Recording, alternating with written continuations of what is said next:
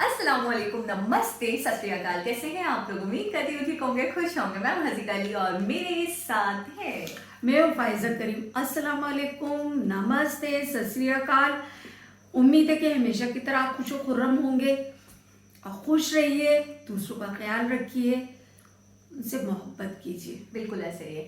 आज की हमारी वीडियो है बहुत ही रिक्वेस्टेड। आज की हमारी वीडियो है बहुत ही रिक्वेस्टेड, लेकिन उससे पहले हम वीडियो की तरफ जाएं उससे पहले आप हमारे चैनल वाओ फैक्ट हजीका 2.0 को सब्सक्राइब करना, वीडियो को लाइक करना, दूसरों के साथ शेयर करना और बेल आइकन को प्रेस करना बिल्कुल ना भूलें, ताकि आने वाली हर वीडियो का नोटिफिकेशन आपको टाइम टू टाइम मिलता रहे। So, आज की हमारी वीडियो है टर्की। अच्छी वीडियो नहीं है वैसे। So, आज की हमारी वीडियो है Turkey has disowned Pakistan. So, start करते हैं अपनी वीडियो को। Let's start. इस वीडियो का टाइटल है why Pak's best friend Turkey has disowned Pakistan now. So, start.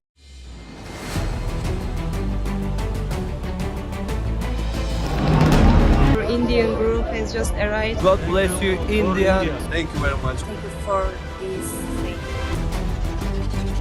7 Feb को पाकिस्तान की इंफॉर्मेशन मिनिस्टर मारियम औरंगजेब ने ट्विटर पर यह ऐलान किया कि पीएम शहबाज शरीफ अगले दिन टर्की जाने वाले हैं। लेकिन इस ट्वीट के कुछ ही घंटों के अंदर टर्की से ये ह्यूमिलिएटिंग रिप्लाई आया। वहां के सीनियर ऑफिसर ने ऑफिशियली ये ट्वीट करके कहा कि टर्की के पास मेहमान नवाजी का वक्त नहीं है और इसीलिए अगर पाकिस्तान को कुछ भेजना ही है तो रिलीफ स्टाफ भेजो ना, मेहमान नहीं। अब फ्रेंड्स, यहाँ पर जो सबसे बड़ी आयरनी है ना, वो ये है कि टर्की इतने मुश्किल में होने के बावजूद भी जॉर्डन और उसके पुराने दुश्मन इजराइल तक के फॉरेन मिनिस्टर को होस्ट कर रहा है। इनफैक्ट इंडिया ने भी जब टर्की के रिलीफ के लिए ऑपरेशन दोस्त लॉन्च किया था, तब टर्की के एम्बेसडर ने इंडिया को थैंक यू बोलते हुए ये कहा था कि दोस्त एक ऐसा शब्द है जो इंडिया और टर्की दोनों में कॉमन है और इंडिया एक सच्चा दोस्त है। तो अब यहाँ पर प्रश्न बेसिकली ये उठता है कि यही टर्की अपने brother from another mother Pakistan से इतना दूर क्यों जा रहा है और इंडिया की तरफ दोस्ती का हाथ क्यों बढ़ा रहा है? Yes, it's true. Hello friends, मैं हूं गौरव और साल 2020 पाकिस्तान के पीएम का ये कहना था कि टर्की के प्रेसिडेंट की यहाँ पॉपुलैरिटी और सपोर्ट देखकर वो पाकिस्तान में भी इलेक्शन जीत सकता है। Mr. President's address to the Pakistani Parliament today, I can safely say that he can win the next election in Pakistan. और वहीं पर दूसरी तरफ टर्किश फॉरेन मिनिस्ट्री हर जगह पर पाकिस्तान को अपना भाई बता रही थी और गवर्नमेंट तो क्या, दोनों देशों के सिटीजन्स में भी काफी गहरा भाईचारा हो गया था। इनफैक्ट कुछ टर्किश यूट्यूबर्स का तो यह भी कहना था कि पाकिस्तान घूमने के लिए टर्किश लोगों को पैसों की भी जरूरत नहीं है। When you're in Pakistan, you don't need money. This is free, right? Yeah, this is free. Of course, this is free. Yeah, Thank you so really, much, really Sajid. sure. Yeah. लेकिन आज situation बदल चुकी है। आज Turkey में hashtag Pakistanis get out और hashtag Pakistani परवर्ट्स ये hashtags trend कर रहे हैं। और इनफैक्ट आज यहाँ पर हालात तो इतने बदतर हो चुके हैं कि टर्की ने पाकिस्तानी पीएम की ऑफिशियल विजिट को भी लास्ट मिनट में ही कैंसिल कर दिया। उसने लिटरली पाकिस्तानी पीएम को सीधे मुंह पर आने से मना कर दिया और बस इसीलिए पाकिस्तान के लिए ये रिस्पॉन्स एक ग्लोबल ह्यूमिलिएशन बन गया। इसके बाद ये मैटर तुरंत ग्लोबली ट्रेंड करने लग गया। हजारों ट्वीट्स पाकिस्तान का मजाक बनाने लगे। एक ने तो साफ साफ ये भी कह दिया कि भला टर्की एक बैंकरप्ट देश के साथ क्यों ही हैंग आउट करेगा। So within no time Pakistan के लिए टर्की विजिट एक इंटरनेशनल लेवल इंसल्ट बन गई। अब ऑनेस्टली इस ट्विटर हैंडल की बात सही भी है, क्योंकि रिसेंटली आए अर्थक्वेक में अब तक टर्की के 33,000 लोग मारे जा चुके हैं। एंड माइंड यू, सिचुएशन इतनी खराब है कि रेस्क्यू टीम्स अभी भी डीब्रीज यानी कि मलबे के नीचे फंसे डेड बॉडीज को निकालने में लगे हुए हैं। सो बेसिकली हुआ यूं, as you may know, February 6 को टर्की और सीरिया में अब तक का सबसे भयानक अर्थक्वेक आया। मतलब ऐसा समझ लो कि भूकंप यहां पर आया था और इसके ट्रेमर्स लिटरली यहां तक फील हुए। लेकिन ये डिजास्टर इतने में ही खत्म नहीं हुआ। इनफैक्ट मेन डैमेज तो अर्थक्वेक के बाद आए 60 आफ्टर शॉक्स की वजह से हुआ। बेसिकली भूकंप आने के बाद अर्थ के प्लेट्स को नॉर्मलाइज होने में थोड़ा सा टाइम लगता है, जिस दौरान भी ये शॉक्स फील होते हैं। पर टर्की के केस में ये आफ्टर शॉक्स इतने इंटेंस और इतने ज्यादा थे कि कुछ साइंटिस्टों ने इन्हें आफ्टर शॉक्स नहीं बल्कि सीरीज ऑफ अर्थक्वेक्स ही मान लिया। अब इस डिजास्टर से टर्की को एग्जैक्टली कितना नुकसान हुआ ये तो सिचुएशन इंप्रूव होने के बाद ही पता चलेगा। पर ये टेरेबल न्यूज आते ही इंडिया ने अगले ही दिन टर्की में रेस्क्यू ऑपरेशन दोस्त स्टार्ट कर दिया। इस ऑपरेशन के तहत तहत इंडिया अब तक रेस्क्यू टीम के अलावा टोटल 7 एयरक्राफ्ट्स भर के रिलीफ मटेरियल जैसे दवाइयां, कपड़े एक्सेट्रा भिजवा चुका है। सिर्फ इतना ही नहीं, इंडियन आर्मी ने वहां पर एक फील्ड हॉस्पिटल भी सेटअप कर लिया है जिसमें beds, medical machines, even ventilators तक शामिल है। और अपने दोस्त की मदद करने के लिए इंडिया अब तक ऑलमोस्ट 7.5 करोड़ का खर्चा कर चुका है। और सिर्फ इंडिया ही नहीं, आप सोचो 2018 तक इजराइल एक ऐसा देश जिसके टर्की के साथ डिप्लोमेटिक रिलेशन तक नहीं थे। इनफैक्ट ये दुश्मनी तो टर्की से भी पुरानी है, जब ऑटोमन टर्क्स ने पैलेस्टीन का इन्वेजन करके उन पर पूरे 402 सालों तक राज किया था। लेकिन वर्ल्ड वॉर 2 में ऑटोमन्स की ये टेरिटरी भी चली गई और तब से लेकर आज तक ये दुश्मनी वैसी की वैसे ही चलती आ रही है, जिसे दुनिया का वर्स्ट कर्स्ड वॉर बोला गया है। और ये वॉर हिस्टोरिकली जितना इंटेंस है उतना ही इंटरेस्टिंग भी। इसके बारे में मैंने Israel versus Palestine the cursed war इस ऑडियो बुक के थ्रू जाना कुकू FM ऐप पर। इस ऑडियो बुक में बताया गया है कि आखिर इसे द कर्स्ड वॉर क्यों कहा जाता है, कैसे स्टार्ट हुई और आखिर टर्की का जन्म कैसे हुआ। ऐसे कई सारे unsaid stories, facts, missions, treaties के बारे में आप जानोगे इस ऑडियो बुक में, जो आपके नॉलेज को एक नेक्स्ट लेवल पर लेके चला जाएगा। कुकू FM पर ना friends 10,000 plus audio books available है ऐसे ही नॉलेजेबल जॉनरास में, जिसकी science, self help, motivation, management, leadership, career etcetera. कुछ बुक्स जैसे कि the power of self discipline, how to boost your self confidence, motivational audio books, ये सब मुझे बहुत पसंद है। ये सारे बुक्स आप भी सुन सकते हो less than 2 rupees per day. और इसीलिए कुकू FM पर करीब 2.3 मिलियन से ज्यादा एक्टिव पेड सब्सक्राइबर्स हैं। इसमें आप चैप्टर्स को सुनते वक्त नोट्स बना सकते हो और स्लीप टाइमर फीचर भी है। और जब भी नींद आएगी ऑडियो बुक अपने आप ही बंद हो जाएगा और फिर वहीं से शुरू होगा। सो आप भी फ्रेंड्स नॉलेज को और लर्निंग को एक प्रायोरिटी बनाओ कुकू FM के 50% डिस्काउंट के साथ। फर्स्ट मंथ का सब्सक्रिप्शन मिल रहा है सिर्फ 49 रुपीज में। Don't forget to use my coupon code GETSET50 for 50% off. Link is in the description. And now let's jump back to the topic. और सिर्फ इंडिया ही नहीं, आप जरा सोचो 2018 तक इजराइल एक ऐसा देश था जिसके टर्की के साथ डिप्लोमेटिक रिलेशंस तक नहीं थे। वो भी अपनी दुश्मनी भुलाकर तुरंत टर्की के मदद में लग गया है, जिसके बाद टर्की ने भी इजरायली ऑफिशियल्स को काफी कॉर्डियली होस्ट किया। और इसीलिए friends it's all the more shocking and surprising कि पाकिस्तान के PM को वहां पर आने क्यों नहीं दिया गया। बट यू नो व्हाट, ये जो वक्त बदला पाकिस्तान के लिए, इसके पीछे एक बहुत ही बड़ी वजह है। एक जमाने में जैसे आपको पता है पाकिस्तानी टर्किश लोगों को and vice versa literally brothers from a different mothers कहकर बुलाते थे। और केवल सिटीजंस ही नहीं, दोनों गवर्नमेंट्स का भी यही कहना था। एग्जांपल के लिए पाकिस्तानी एम्बेसडर डॉक्टर यूसुफ जुनैद ने एक बार मीडिया के सामने एक काफी हार्ट टचिंग पर्सनल स्टोरी सुनाई थी कि टर्किश फ्रीडम स्ट्रगल के वक्त जब कुछ लोग उनके घर के दरवाजे पर डोनेशन मांगने आए थे, तब यूसुफ जुनैद की खुद की दादी ने अपने सोने के झुमके दान करने के लिए निकालने की ही कोशिश की, पर उनके कान से वो झुमके निकल ही नहीं रहे थे और हड़बड़ाहट में उनकी दादी ने वो झुमके इतनी जोर से खींच दिए कि उनका कान ही फट गया। अब ये तो बस एक इंसिडेंट है। टर्किश इंडिपेंडेंस के हेल्प की ऐसी कई सारी कहानियां पाकिस्तान के घर घर में सुनाई जाती है। लेकिन फिर आज अचानक इन दोनों भी देशों में इतनी हॉस्टिलिटी आखिर कैसे आ गई? वेल, इस सवाल का वन वर्ड आंसर है ambition. So did you know, Turkey ही नहीं बल्कि पाकिस्तान भी इस्लामिक वर्ल्ड का लीडर यानी कलीफ बनना चाहता है और दोनों के बीच शुरुआत से ही एक अनसेड रेस चालू है। इनफैक्ट पाकिस्तान के वेरी फर्स्ट प्राइम मिनिस्टर ने ही इस रेस की फाउंडेशन सेट कर दी थी जब उन्होंने ये कहा कि पाकिस्तान दुनिया भर के सच्चे मुसलमानों के लिए एक्सक्लूसिवली बना हुआ मुल्क है। उनका मिशन बिल्कुल साफ था, पाकिस्तान को इस्लाम का मेन सेंटर बनाना, जिससे इंटरनेशनली वो मुस्लिम वर्ल्ड का लीडर बन सके। और फाइनली 1985 में प्रेसिडेंट जिया उल हक ने पाकिस्तान को एक इस्लामिक स्टेट तक डिक्लेयर कर दिया, जिससे उनके इसी मिशन को एक लीगल बैकिंग भी मिल गई। वहीं इस रेस में दूसरी तरफ टर्की की अगर बात करें, वहां पर भी स्पेसिफिकली वहां के करंट प्रेसिडेंट एर्डोगन भी टर्की को इस्लामिक कैलिफेट बनाना चाहते हैं। Let me explain how. So ये है हागिया सोफिया, जो 1500 साल पहले तक एक चर्च हुआ करता था, पर आज टर्किश प्रेसिडेंट एर्डोगन ने इसे मस्जिद में कन्वर्ट कर दिया। And let me tell you, आज ये मस्जिद मक्का मदीना के बाद मुस्लिम्स का सबसे बड़ा रिलीजियस सिंबल बन चुका है। और इसीलिए कहीं ना कहीं ये कैलिफेट बनने की रेस दोनों देशों के बीच का सबसे बड़ा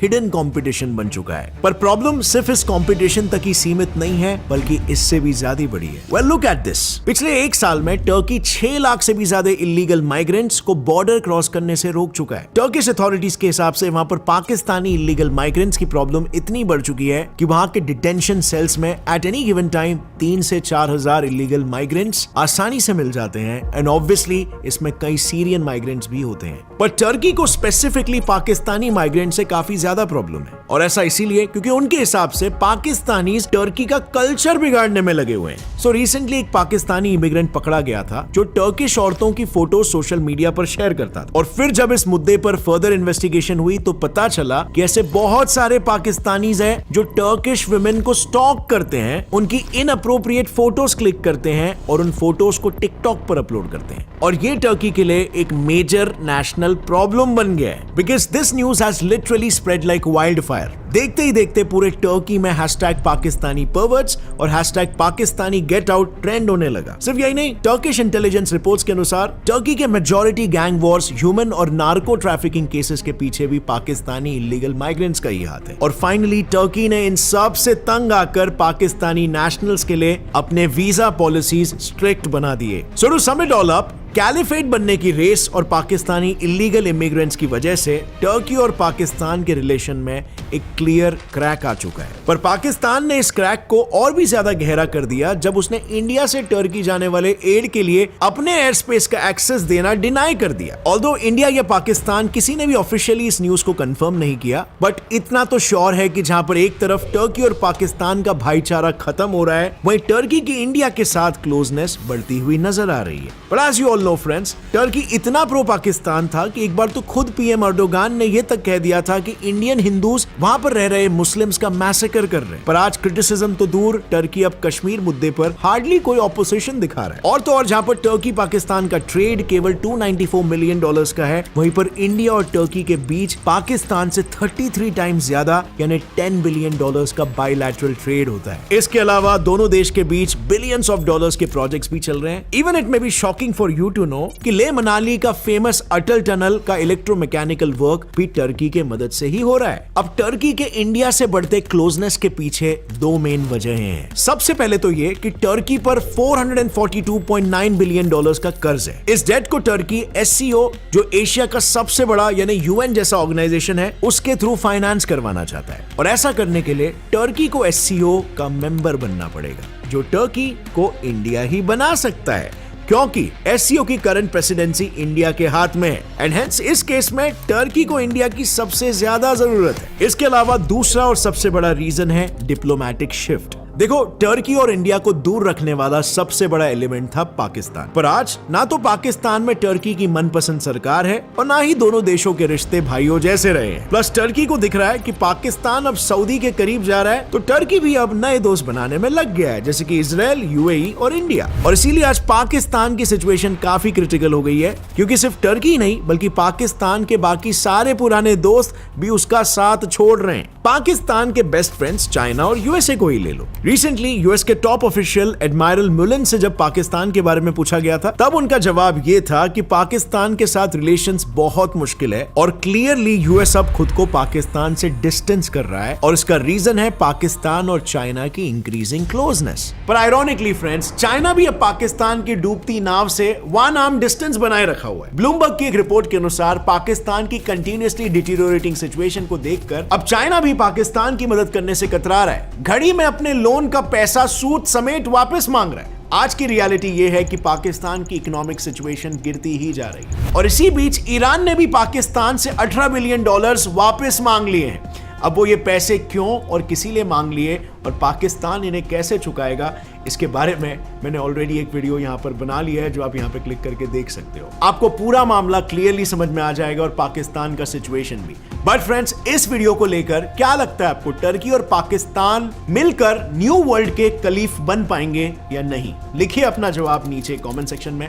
और अगर इस वीडियो से आपको कुछ भी नया सीखने मिला, एक लाइक जरूर ठोकना। Gets it fly fact channel को भी सब्सक्राइब कर लो और बेल नोटिफिकेशन दबाओ, ताकि आगे आने वाली हमारी कोई भी वीडियो की अपडेट आप मिस ना कर सको। और फ्रेंड्स, जाने से पहले कुकू FM ऐप को इंस्टॉल करना मत भूलना। Don't forget to use my coupon code GETSET50 for 50% off on first month subscription. यानी कि इसको अगर मैं इस वीडियो को दो लफ्जों में अखज़ करूं तो ये कि जैसे ही बुरा वक्त आया है हम पे, तो हमारे जितने भी करीबी दोस्त थे, जितने भी भाई थे, वो सब बारी बारी हमसे दूर हो गए। और कुछ ने तो हमें वार्न करना शुरू कर दिया, जैसे ईरान से भी हमारे अच्छे रिलेशन है, बिल्कुल ठीक है, लेकिन उसके बावजूद उन्होंने अपने पैसे वापस मांगे और हमें वार्न किया।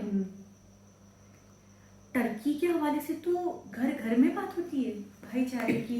बिल्कुल। हमारा बरादरान कंट्री है, हमारे हमारे बहुत अच्छे रिलेशंस रहे, कई सालों से रहे हैं। ऐसा नहीं है कि 1-2 साल से रहे, कई नहीं। सालों से रहे हैं। काफी पुराने ताल्लुकात जैसे हैं। सऊदीया से हमारे ताल्लुकात बहुत अच्छे हैं, काफ़ी पुराने ताल्लुकात हैं। ऐसे ही टर्की से हमारे, और मैं हैरान हूँ, मतलब जलालत का थप्पड़ लगा होगा जब उन्होंने बोला होगा कि अभी, जैसे इन्होंने मरियम औरंगज़ेब ने कहा कि हमारे प्राइम मिनिस्टर जाने वाले हैं टर्की, तो उन्होंने फ़ौरन रिप्लाई में ट्वीट किया कि अभी हम मेहमान अफोर्ड करने की कंडीशन में नहीं हैं, अगर भेजना ही है तो रिलीफ स्टाफ भेजो, सिर्फ हम उनको रिसीव कर सकते हैं।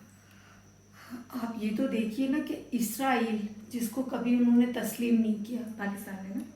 पाकिस्तानी तुर्की ने भी कभी नहीं करा, अच्छा, और वो उनकी मदद के लिए आ गए। बताएं सर। भारत को इतना उन्होंने कभी सपोर्ट नहीं किया, कभी भारत को नहीं माना, लेकिन उसके बावजूद भारत उनकी मदद के लिए आया, समझे। तो अब वो मतलब उसकी मतलब तुर्की की मदद के बाद तुर्की को एहसास हो रहा है कि कौन सच्चा दोस्त है कौन मेरा? सच्चा दोस्त है जैसे मेरा। इंडिया से भी मैंने अक्सर सुना है कि टर्की के इतने अच्छे रिलेशंस नहीं है, जैसे इजराइल से डिप्लोमेटिक रिलेशन ही नहीं थे, वो तो कह रहे हैं 2018 से पहले। बिल्कुल नहीं। लेकिन इंडिया से मामला तो थे, और एक एक्सपोर्ट इम्पोर्ट वगैरह था, ट्रेड था, लेकिन और है, लेकिन जैसे एक होते हैं ना कुछ फ्रेंड कंट्रीज होते हैं जो भाई भाई वाले होते हैं, जिनसे अच्छे जितना आते हैं। पाकिस्तान हाँ, से जो प्रो था ना, कंट्रीज हाँ, होते हैं, बिल्कुल। पाकिस्तान प्रो कंट्री जैसे आप बिल्कुल। देख लें, तो वो टर्की था, चाइना था। लेकिन अभी मैं देख रही हूँ कि सबका इंटरेस्ट पाकिस्तान की तरफ से शिफ्ट हो रहा है इंडिया की तरफ, और मुझे तो ऐसा लग रहा है, ये बोलना बिल्कुल भी गलत नहीं होगा कि अब तो उन्होंने, जैसे जिन मामला में वो लोग बोलते भी थे ना, जैसे टर्की हो गया या चाइना हो गया, सही। अब तो यूएस हो गया, अब तो चुप्पी साध ली उन्होंने, चुप्पी साथ ले। क्योंकि अब वो इंडिया की नजर में बुरे नहीं होना चाहते। नहीं। और यार मुझे लगता है कहीं ना कहीं उन्हें एहसास हो गया है कि हम गलत करते थे, कि हमने गलत करा, हमने गलत करा, ये काबिले भरोसा नहीं थे, ये काबिले भरोसा नहीं थे। और कुछ ना, फिर हमारे मुल्क के जिस तरह के हालात है ना, तो ऐसे में हमारा कौन भरोसा करेगा। वो तो ठीक है अम्मी कि हालात ऐसे हैं, लेकिन आपके पास अकल और शऊर भी तो है ना। ये बात हो गई कि किसी का एक्सीडेंट हुआ पड़ा है, वो बंदा रोड पे पड़ा हुआ है, अभी उसको संभलने के लिए टाइम चाहिए, और आप बोलो कि घर जाओ, नाश्ता पानी लगाओ मेरे लिए, मैं तुम्हारे घर आ रहा हूँ। तो बेवकूफ़ी है ना सरासर। ये लोग बनते हैं या वाकई इनके पास इतनी अकल नहीं है? मिनिस्टर ही ऐसे है ना, जैसे कि शहबाज शरीफ को मना किया, तो शहबाज शरीफ ने अपनी वैल्यू क्या बनाई। आप ये तो देखिए ना, आपको वही बोलना बात चाहिए है, था। इज्जत करी थोड़ी जाती, कराई जाती है ना, बनाई जाती है, बिल्कुल। और वो जबरदस्ती तो नहीं पैदा करते। कहाँ तो तुर्की, वहाँ की आवाम इतना पाकिस्तान को मानती आपको थी, पता है, फिर उसके बाद उन यहाँ से जाके पाकिस्तानियों ने हाँ, जो दिखा रहे हैं वो न्यूज़ आपने वो देखी? गलत है, बहुत गलत था। बहुत अजीबो-गरीब सी पिक्चर्स लेते थे, बिल्कुल। अजीबो-गरीब सी वीडियोस बनाते थे जो बिल्कुल भी अच्छी नहीं थी, और उनकी लेडीज की वीडियोस बनाकर आप अपलोड करते थे। बाकायदा हैशटैग चला get out Pakistani, get out Pakistani, यानी कि पाकिस्तानियों ने अपनी वैल्यू, अपनी इज्जत, अपना वक़ार खुद गिराया बेटा। और आपको पता है उन्होंने वीज़ा पे स्ट्रिक्टनेस बढ़ा दी है पाकिस्तानियों पे। पहले बहुत आसानी से जा सकते थे, बहुत आसान था। तुर्की जा सकते थे, तुर्की वाले यहाँ आ जाते थे। अब ये कि तुर्की वाले तो बेशक आ सकते होंगे, मुझे इस सिलसिले में पता नहीं, लेकिन पाकिस्तानी अब इतनी आसानी से नहीं जा सकते। मैं आपसे एक चीज़ पूछना चाहूँगी, वीडियो में जो भी बातें हुई हैं सब सही है, बिल्कुल अपनी जगह बिल्कुल कायम दायम है, उस पर तो कोई एतराज़ नहीं है।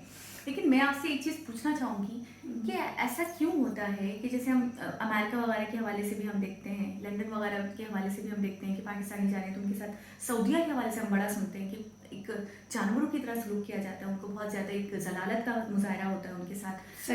अगर इंडियन और पाकिस्तानी हैं तो इंडियन को आराम से गुजरने देंगे, आराम से उनके सारे मामला और फॉर्मेलिटीज़ हो जाएंगी, जबकि पाकिस्तान जो है उनको जलील किया जाता है। सबा कमर की वीडियो थी, वो तो रो पड़ी थी कि ऐसे ऐसे मुझे चेक किया गया सिर्फ पाकिस्तानी होने की बिना पर। तो आप क्या कहेंगी कि पाकिस्तानी हर जगह जाकर अपना इमेज क्यों इतना ख़राब कर देते हैं? क्या ये तरबियत की कमी है, या ये शऊर की कमी है, एजुकेशन की कमी है? आपको क्या लगता है कि क्यों हर जगह हर मुल्क में अपने आप को जलील करवाते हैं? क्यों ऐसी हरकतों से गुनाह करते हैं कि लोग उनको बुरी नज़र से, घिनौनी नज़र से देखने लग जाते हैं? देखो बेटे, पांचों उंगली तो कहीं पे भी बराबर नहीं होती, समझे आप? कहने का ये मतलब है ना कि चंद लोगों की वजह से, जैसे ये चंद पाकिस्तानियों ने ऐसे किया, नाम तो बदनाम हुआ पूरे पाकिस्तान का ना। मैं अभी ये कह रही हूँ कि ये चंद पाकिस्तानी जो थे, इन चंद पाकिस्तानियों की जगह चंद अफगानी भी हो सकते थे, चंद दूसरी कंट्री सऊदियन भी हो सकते थे, चंद टर्की के लोग भी हो सकते थे। पाकिस्तान में ऐसी हरकत करते और पाकिस्तान से ट्रेंड चलता कि गेट आउट तुर्किश पीपल, या ये चंद इंडियन भी हो सकते थे। इंडियन भी तो बहुत सारे हैं टर्की बहुत में, सारे। तो इंडियन भी ऐसी हरकत कर सकते थे। ये कहीं ना कहीं आपको नहीं लगता तरबियत की कमी है, एजुकेशन की कमी है, शऊर बिल्कुल, की कमी है, तमीज की बिल्कुल। कमी है कि अपनी- पाकिस्तानी ऐसे क्यों करते हैं? अपनी इज्जत ही जो है ना बहुत नीचे कर ली इन्होंने, समझे आप। और फिर हमारे जिस तरह पासपोर्ट, आप देखिए ना हमारे पासपोर्ट की अब वो इज्जत नहीं रह गई, वो वैल्यू है नहीं। वो बिल्कुल उसकी कोई भी कदर मंजिलियत नहीं रह गई, नहीं उसकी रह dignity गई नहीं रह गई। बिल्कुल। अब जो है ना दूसरे पासपोर्टों की ज़्यादा अहमियत है, बिल्कुल ऐसे। उनकी बहुत ज़्यादा रिस्पेक्ट है, हम्म, समझे। पाकिस्तानी होंगे तो इतना उनको सख्ती से चेक किया जाएगा हर चीज़, खाली ग्रीन पासपोर्ट देख के। और उसके मुकाबले में किसी और जैसे इंडिया का पासपोर्ट हो या कोई दूसरे मुल्क का हो तो उसके पैसेंजर के साथ इस तरह नहीं होता, इतनी सख्ती से चेकिंग भी नहीं होती, समझे, सख्त लहजा भी नहीं होता। तो वही बात है ना कि अपनी इज्जत खुद गिराई इन्होंने। अच्छा, एक चीज और भी देखती हूँ कि वही एक ही खित्ता था, उसमें से हम अलग हुए। श्रीलंका भी उसी में से अलग हुआ है। तो ये पहले अखंड भारत था, आपको तो पता होगा, कई कंट्रीज एक साथ यकजा ही थे। तो पाकिस्तान जैसे बाद में बना, फिर पाकिस्तान में से बांग्लादेश निकला, वो अलग हुआ। तो दूसरे कंट्रीज सेपरेट हुए या अलग हुए। या इंडिया की ही बात कर लेते, इंडिया अपनी रिस्पेक्ट को, अपनी डिग्निटी को, अपनी ग्रेसनेस को लेकर चल रहा है। इसी तरह हम बांग्लादेश की बात कर लेते हैं, हमसे ही अलग हुए ना, लेकिन उनके मामलात को लेकर हमने कभी नहीं सुना कि उन्होंने ठरकी बना दिखाया, उन्होंने कोई छेड़छाड़ करी हो या उनको लेकर कोई ट्रेंड चल रहा हो। लेकिन बस पाकिस्तान के साथ ऐसे क्या मामला हो गए कि पाकिस्तान को ही हमेशा जलालत का मुजाहरा करना पड़ता है, जलालत फेस करनी बिल्कुल पड़ती सही है। कह रही हैं आप। और भी तो है ना, और भी वो तो कैसे है। अपने आप को लेकर चल रहे हैं, वो कैसे इतने रिस्पेक्टिव बने। आप देखिए बांग्लादेश हमसे आगे, चले हम इंडिया की बात नहीं करते, हमसे ही अलग होकर वो हमसे बिल्कुल, आगे, उनकी बिल्कुल। करेंसी हमसे बड़ी हो चुकी है। उनको 4 लोग सल्यूट करते हैं, सलाम करते हैं, इज्जत देते हैं, रिस्पेक्ट देते हैं, उनके प्लेयर्स को रिस्पेक्ट देते हैं, उनके लोगों को रिस्पेक्ट देते हैं। इंडिया के साथ उनके इतने अच्छे टर्म्स हैं, लेकिन हम बनाने में नाकाम रहे, हम नहीं बना सके। हम रोल मॉडल नहीं बन सके ना, समझी, ये बात हुई। हमने जहाँ वो अपनी जलालत कराई, हमने सोचा ही नहीं कि इस बात का असर कितना पड़ेगा, समझे। बिल्कुल ऐसे ही है। बहुत बहुत ज्यादा, मतलब दिल से अफसोस हो रहा है मुझे बहुत वीडियो ज्यादा देखने के बाद। मुझे तो बहुत सारी वीडियोस देख के बहुत ही अफसोस हुआ। मैं ये वीडियो इसलिए भी ज़्यादा अफसोस का इजहार इसलिए ज़्यादा करूँगी कि इतने बुरे वक्त में हर कोई मतलब एकदम आपसे न्यूट्रल हो जाए, आपका साथ छोड़ दे और आप अकेले खड़े हो ना, तो फिर आपको ज़्यादा तकलीफ होती है कि जिनको मैंने अपना समझा वो तो अपने थे नहीं। तो इससे बेहतर जिनको मैं दुश्मन कर रहा था उनसे ही टर्म्स अच्छे कर लेता, तो वो दूसरों का साथ दे रहे तो मेरा भी उस वक्त साथ दे देते। असल में सारे फैसले गलत है, सारे फैसले गलत लेते चले गए। दोस्त को दुश्मन, दुश्मनों को दोस्त, गलत करना। समझे? चाइना को बहुत अच्छा समझा। हाँ, मफाद परस्ती दिखाई। इसकी वजह से हमने बहुत से लोगों को अपने से दूर कर दिया। हमें तजुर्बा नहीं था शायद, या हमें अकल या शऊर नहीं था शायद लोगों को पहचानने का, लोगों को समझने का, बिल्कुल, जो हमने इतनी बड़ी डस्ट खाई। बिल्कुल सही कह रही हैं आप, समझ नहीं सके। समझ नहीं सके कि कौन दोस्त कौन दुश्मन। फिर वही बात है ना कि बदकिस्मती से ऑनेस्ट ही नहीं थे, समझे। इस मुल्क की जो इज्जत, इस मुल्क का वकार, ऐसे पाकिस्तानी जिस तरह से प्राइम मिनिस्टर को मना किया गया, मुझे बहुत शर्म की बात है, बहुत शर्म की बात है। और मैं हैरान हूँ, वो लोग फील नहीं करते या वो इतने मासूम बनते पता नहीं, हैं या इतने मासूम बेवकूफ नहीं, बनते हैं। मुझे तो ढीठ टाइप के लगते हैं। आप यकीन करें, मुझे तो ऐसा लगता है बेहिस एंड ढीठ टाइप के, कि उनमें शर्म ही नहीं है, उनको शर्म नहीं आती उनको। बिल्कुल ऐसे ही। कहते नहीं है शर्म उनको मगर नहीं आती, हकीकत में शर्म उनको नहीं आती, या सुन के ढीठ हो चुके हैं, शर्म ही नहीं है। शर्म ही नहीं, एक चीज है ही नहीं। हाँ, ये वाला एलिमेंट नहीं है है। ही नहीं। शर्म हो ना Self तो respect। बंदा जो है ना एक गिलास पानी में ही डूब के मर जाता है, बिल्कुल और बेशर्म हो ना तो दरिया भी उसके लिए नाकाफी है। सही।